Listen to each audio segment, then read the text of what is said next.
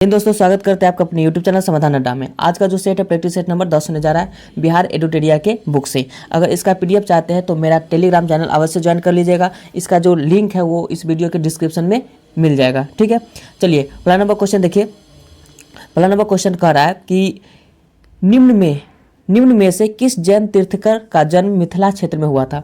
तो मिथिला क्षेत्र में कौन जैन तीर्थंकर थे जिनका जन्म हुआ था, तो वह थे मलिकनाथ और नेमिनाथ।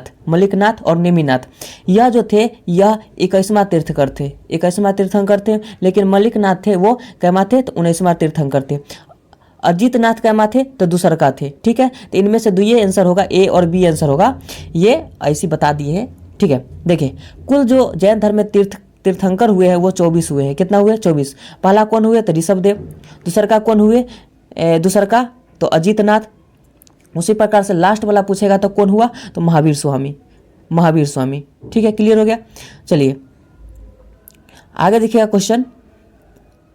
आगे करा 2 नंबर कि मगध के परवर्ती गुप्त वंश का अंतिम शासक कौन था। तो मगध के परवर्ती गुप्त वंश का अंतिम शासक जीवित गुप्त था। कौन था? जीवित गुप्त। लेकिन अगर संस्थापक पूछा जाए तो कृष्णगुप्त था।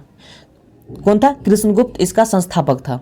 ठीक है, अगर आप इस चैनल पर नए हैं तो चैनल को अवश्य सब्सक्राइब कर ले, लाइक कर ले, जिससे प्रतिदिन जो बिहार स्पेशल सेट चलाया जा रहा है वो वीडियो आप तक पहुंचे। 3 नंबर क्वेश्चन देखिएगा। गुप्त काल की समाप्ति के पश्चात, गुप्त काल जब समाप्त हो रहा था उसके बाद कौन सा वंश आया? उसके बाद जो वंश आया था मोखरी वंश के संस्थापक कौन था? तो हरिवर्मा। कौन था? हरिवर्मा मोखरी वंश के संस्थापक था। ठीक है, 4 नंबर क्वेश्चन देखिएगा। निम्न विद्वान में से कौन विद्वान कनिष्क के दरबार में नहीं रहते थे? इनमें से कौन जो था वो कनिष्क के दरबार में नहीं रहता था? वो कालिदास किसके दरबार में रहते थे? तो चंद्रगुप्त द्वितीय के दरबार में कौन रहते थे? तो कालिदास रहते थे। यहाँ से क्लियर। 5 नंबर क्वेश्चन देखिएगा। अशोक ने अपने शासन काल के कितने वर्षों के बाद बुद्ध की ज्ञान स्थली बोध गया का यात्रा किया? तो कितने वर्ष बाद? तो 10 वर्ष बाद। ठीक है, क्लियर हो गया। यहाँ से आगे देखिए 6 नंबर क्वेश्चन कर रहा है कि मौर्य सम्राट बिंदुसार के राज दरबार में यूनानी शासक एंटियोकस प्रथम ने किसे अपना राजदूत बनाकर भेजा। तो डायरेक्ट यहाँ पूछेगा एंटियोकस का राजदूत कौन था। तो एंटियोकस का जो राजदूत था वो डायनोसियस था। कौन था? डायनोसियस था, जो किसके दरबार में आया था? तो बिंदुसार के दरबार में आया था। किसके दरबार में आया था? तो बिंदुसार के दरबार में कौन आया था? तो डायनोसियस आया था। किसने भेजा था? किसका राजदूत था? तो एंटियोकस प्रथम के राजदूत था। अब बताइए मेगास्थनीज को किसने भेजा था? तो मेगास्थनीज को जो भेजा था वो सेल्यूकस निकेटर भेजा था। सेल्यूकस निकेटर का राजदूत था कौन? मेगास्थनीज, जो चंद्रगुप्त मौर्य के दरबार में आया था। अब बताइए कि सी नंबर वाला डायमेकस अंतियोकस का राजदूत था, जो बिंदुसार के दरबार में आया था। ठीक है, क्लियर हो गया। चलिए 7 नंबर क्वेश्चन देखिए। ऋग्वेद में मगध क्षेत्र के निवासियों के लिए किस शब्द का प्रयोग किया गया? तो ऋग्वेद में मगध के लिए किस शब्द का प्रयोग किया गया? यह जो प्रयोग किया गया वो बात्य का प्रयोग किया गया। किसका प्रयोग? बात्य का। पिछले वीडियो में हम बताए थे कि ऋग्वेद में बिहार के लिए किस शब्द का प्रयोग किया गया था? कीकट का। ऋग्वेद में बिहार के लिए किसके लिए? बिहार के लिए किसका प्रयोग किया गया था? तो कीकट का प्रयोग किया गया था। ये हम पिछले वीडियो में बताए थे। 8 नंबर क्वेश्चन देखिए। खगोल शास्त्री आर्यभट्ट का संबंध बिहार के किस नगर से है? तो खगोल शास्त्री आर्यभट्ट का संबंध बिहार के जो नगर से है वो किससे है? तो पाटलिपुत्र से है। पाटलिपुत्र। आर्यभट्ट पाई का खोज और जीरो का खोज किए थे। चलिए 9 नंबर देखिए। पालकालीन कलाकार बिट्ठपाल कहाँ के निवासी था? जो पालकालीन कलाकार है बिट्ठपाल, वो कहाँ के निवासी था? तो वो जो निवासी थे वो कहाँ के थे? नालंदा के। कहाँ के थे? नालंदा के। 10 नंबर क्वेश्चन देखिएगा। बख्तियार खिलजी की हत्या किसने की? तो बख्तियार खिलजी की हत्या अलीमर्दन खां ने किया। किसने किया? अलीमर्दन खां ने। चलिए 11 नंबर क्वेश्चन देखिए। 11 नंबर क्वेश्चन कह रहा है कि सिकंदर लोदी ने 1495 से 96 में बंगाल के किस शासक को पराजित कर दरिया खान नुहानी को बिहार का उप शासक नियुक्त किया? किसे पराजित कर? तो हुसैन शाह सरकी को। किसे? हुसैन शाह सरकी को। शेर शाह व हुमायूं के बीच चौसा का युद्ध कब हुआ? तो शेर शाह और हुमायूं के बीच जो चौसा का युद्ध हुआ था ना, वो 29 जून 1539 को, 29 जून 1539 को शेर शाह और हुमायूं के बीच चौसा का युद्ध हुआ 1539 को। चलिए 13 नंबर क्वेश्चन देखिएगा। शाहजहां के काल में बिहार का सूबेदार कौन था? शाहजहां के काल में बिहार का सूबेदार कौन था? तो शाहजहां के काल में बिहार का जो सूबेदार था वो शाहिस्ता खां थे। कौन था? शाहिस्ता खां। 14 नंबर क्वेश्चन देखिएगा। बिहार के दानापुर पटना के सैन्य टुकड़ियों ने कब विद्रोह किया? जो बिहार के दानापुर के सैन्य टुकड़ी थे वो कब विद्रोह किए? तो 15 जुलाई 1857 को। 15 जुलाई 1857 को। 15 नंबर क्वेश्चन देखिएगा। बंग भंग आंदोलन के दौरान बिहार में राखी बंधन दिवस कब मनाया गया? बंग भंग आंदोलन के दौरान बिहार में राखी बंधन दिवस कब मनाया गया? तो राखी बंधन दिवस कब मनाया गया? तो यह मनाया गया था 16 अक्टूबर 1905 को। 16 अक्टूबर 1905 को मनाया गया था। 16 नंबर क्वेश्चन देखिए। ब्रिटिश शासन के दौरान बिहार को एक अलग प्रांत का दर्जा किस वर्ष मिला?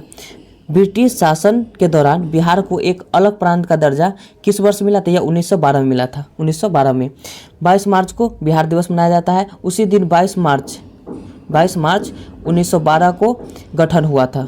बिहार का इसका गठन हुआ था। देखिएगा। बिहार के किस उपनवाब को अफगानों ने हत्या कर दी? यह था जैनुद्दीन हैबत जंग। कौन था? जैनुद्दीन हैबत जंग, जिसने अफगानों ने इसका क्या कर दिया? हत्या कर दिया था। 18 नंबर क्वेश्चन देखिए। शेर खां के पिता हसन खां जमींदार थे कहाँ के? तो शेर खां के जो पिता हसन खां वो जमींदार कहाँ के थे? तो वो जो जमींदार थे वो सासाराम का। कहाँ के? सासाराम के। 19 नंबर क्वेश्चन देखिए। पटना में जुलाई 1857 के विद्रोह का प्रारंभ किसके नेतृत्व में हुआ था? पटना में जुलाई 1857 के विद्रोह का प्रारंभ किसके नेतृत्व में हुआ था? तो यह किसके नेतृत्व में हुआ था? तो पीर अली के। ठीक है। 20 नंबर क्वेश्चन देखिए। कोल विद्रोह कब हुआ? तो कोल विद्रोह 1831 से 32 में हुआ। कोल विद्रोह 1831 से 32 में हुआ। 21 नंबर क्वेश्चन देखिएगा। राजकुमार शुक्ल ने महात्मा गांधी से चंपारण आने का अनुरोध कांग्रेस के किस अधिवेशन में किया? राजकुमार शुक्ल ने महात्मा गांधी से चंपारण आने का अनुरोध कांग्रेस के किस अधिवेशन में किया? तो यह लखनऊ अधिवेशन में। कब हुआ? 1916 में। किसने अध्यक्षता की? अंबिकाचरण मजूमदार। ठीक है, क्लियर। चलिए 22 नंबर क्वेश्चन देखिए। ब्रिटिश यात्री बर्नियर बिहार किस मुगल शासक के समय आया था? ब्रिटिश यात्री बर्नियर बिहार किस मुगल शासक के समय आया था? किसके समय? औरंगजेब के समय आया था। किसके समय? औरंगजेब के समय आया था। 23 नंबर क्वेश्चन देखिए। 23 नंबर क्वेश्चन कह रहा है कि मुगल शासक फर्रुखसियर का राज्याभिषेक पटना में कहाँ हुआ था? यानी कब हुआ था? पटना में हुआ, लेकिन कब हुआ? तो मुगल शासक फर्रुखसियर का जो राज्याभिषेक हुआ था पटना में हुआ था, लेकिन कब हुआ था? यह हुआ था 1713 को। 1713 ईस्वी में हुआ था। 24 नंबर देखिएगा। भारत में बहावी आंदोलन के प्रवर्तक सैयद अहमद पटना कब आए थे? भारत में बहावी आंदोलन के प्रवर्तक सैयद अहमद पटना कब आए थे? तो यह जो आए थे 1821 में। कब आए थे? 1821 में। तो देखिएगा। निम्नलिखित में से किस व्यक्ति ने बिहार में खिलाफत आंदोलन का समर्थन किया था? तो वह राजेंद्र प्रसाद किए थे, वज्र किशोर प्रसाद किए थे, उसके बाद मजरूल हक, उसके बाद मौलाना नूरुल हसन। यानी कि सी नंबर आंसर हो जाएगा 1 2 3 4 चारों हो जाएगा। ठीक है। चलिए 26 नंबर क्वेश्चन देखिएगा। संविधान के किस अनुच्छेद में पंचायतों की 29 कार्यकारी विषय, तो पंचायत में कितना विषय? 29 विषय वस्तुओं का उल्लेख किया गया है? किस अनुच्छेद में? तो अनुच्छेद है 243 के जी में। ठीक है। चलिए 27 नंबर क्वेश्चन देखिएगा।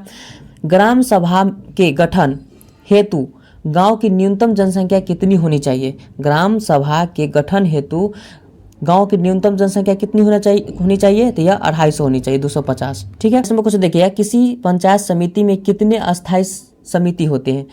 तो कितने अस्थायी समिति होते हैं? तो 7 अस्थायी समिति होते हैं। ठीक है, पंचायत में।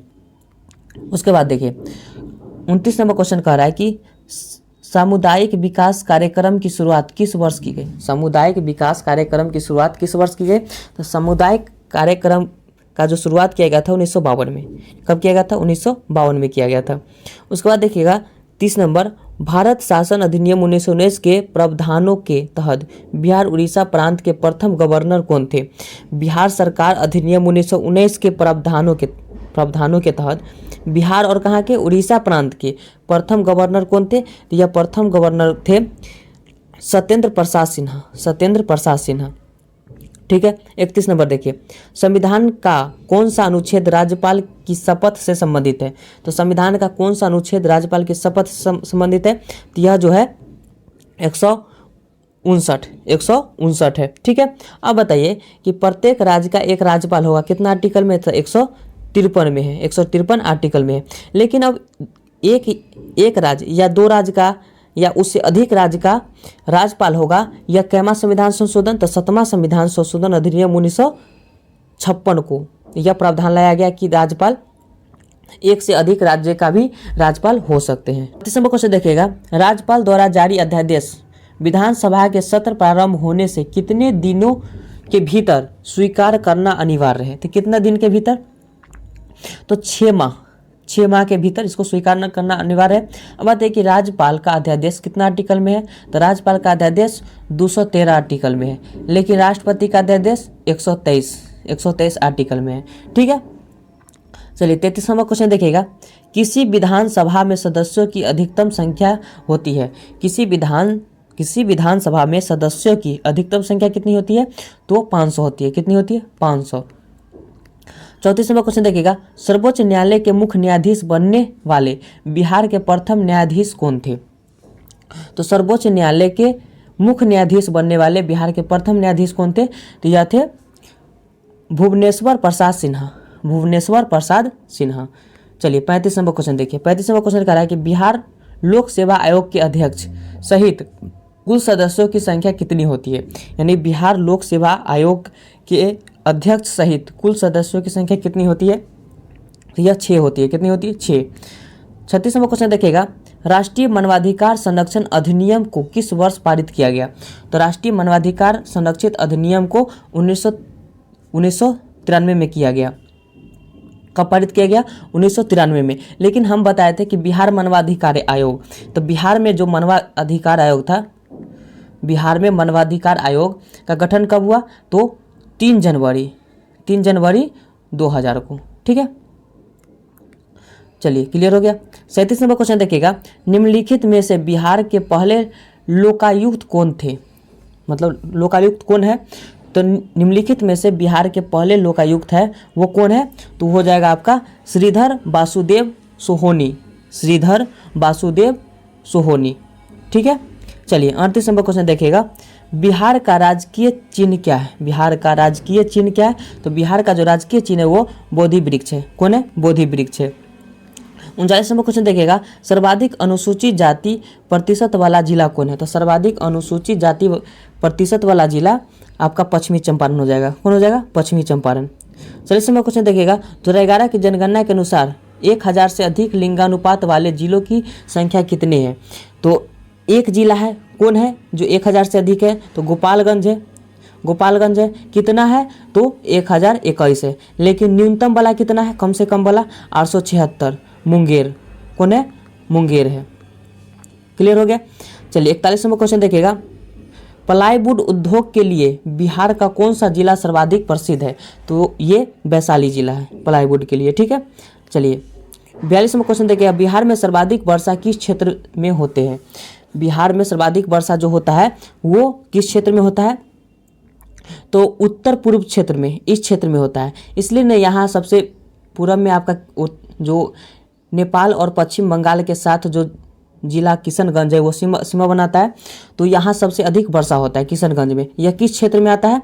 तो उत्तर में और पूरब में आता है, यानी उत्तर पूर्व। इसका आंसर हो जाएगा उत्तर पूर्व, ए नंबर आंसर। चलिए 43 नंबर क्वेश्चन देखिएगा, मुख्यमंत्री नीतीश कुमार ने हर घर बिजली योजना की शुरुआत कब की? 25 सितंबर 2017 को, 25 सितंबर 2017 को हुआ था। 44 नंबर क्वेश्चन देखिएगा, कहलगांव विद्युत परियोजना के विद्युत परियोजना किसके सहयोग से स्थापित किया गया? तो कहलगांव विद्युत परियोजना एनटीपीसी के सहयोग से स्थापित किया गया। बताइए एनटीपीसी की स्थापना कब हुआ? 1975 में। कब हुआ? 1975 में। 45वां क्वेश्चन देखिएगा, प्रसिद्ध नानक जलकुंड स्थित है। प्रसिद्ध नानक जलकुंड कहाँ स्थित है? तो यह राजगीर में है। कहाँ है? राजगीर में। चलिए 46वां क्वेश्चन देखिएगा, कह रहा है कि परमान डॉल्फिन अभ्यारण्य स्थित है। तो परमान डॉल्फिन अभ्यारण्य कहाँ स्थित है? तो यह अररिया में है। कहाँ है? अररिया में।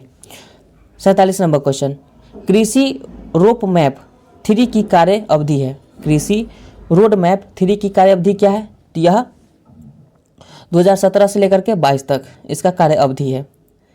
आगे चलते हैं 48 नंबर, दिए गए विकल्प में से कौन सा जिला पश्चिम बंगाल के साथ सीमा साझा नहीं करता? यानी कि पूछ रहा है कि पश्चिम बंगाल के साथ सीमा साझा नहीं करता है बिहार का कौन सा जिला? तो ये सुपौल और भागलपुर नहीं करता है। इनमें से एक से अधिक आंसर हो जाएगा। लेकिन कौन कौन करता है? तो किशनगंज करता है, उसके बाद पूर्णिया करता है। कौन करता है? पूर्णिया करता है, उसके बाद कटिहार करता है। ठीक है, ये सब किसके साथ? तो पश्चिम बंगाल के साथ बिहार का जो जिला है वो सीमा साझा करता है। चलिए 49 नंबर क्वेश्चन कह रहा है, हिमालय के तराई क्षेत्र में कौन सी मिट्टी यानी चट्टान पाई जाती है? हिमालय के तराई क्षेत्र में कौन सी चट्टान पाई जाती है? तो यह किस प्रकार की चट्टानें हैं? तो टर्शियरी चट्टान। किस प्रकार के? टर्शियरी चट्टान। 50 नंबर क्वेश्चन क्या कह रहा है कि बिहार में पुरानी जलोढ़ मिट्टी का विस्तार है। यानी बिहार में पुरानी जलोढ़ मिट्टी का विस्तार कौन कौन जिला में है? तो भागलपुर, मुंगेर, पटना, गया, रोहतास। ठीक है, तो यह वीडियो कैसा लगा? वीडियो अच्छा लगा तो लाइक अवश्य कर लीजिएगा, चैनल को सब्सक्राइब कर लीजिएगा। फिर मिलते हैं अगले वीडियो में, तब तक के लिए वीडियो देखने के लिए बहुत बहुत धन्यवाद।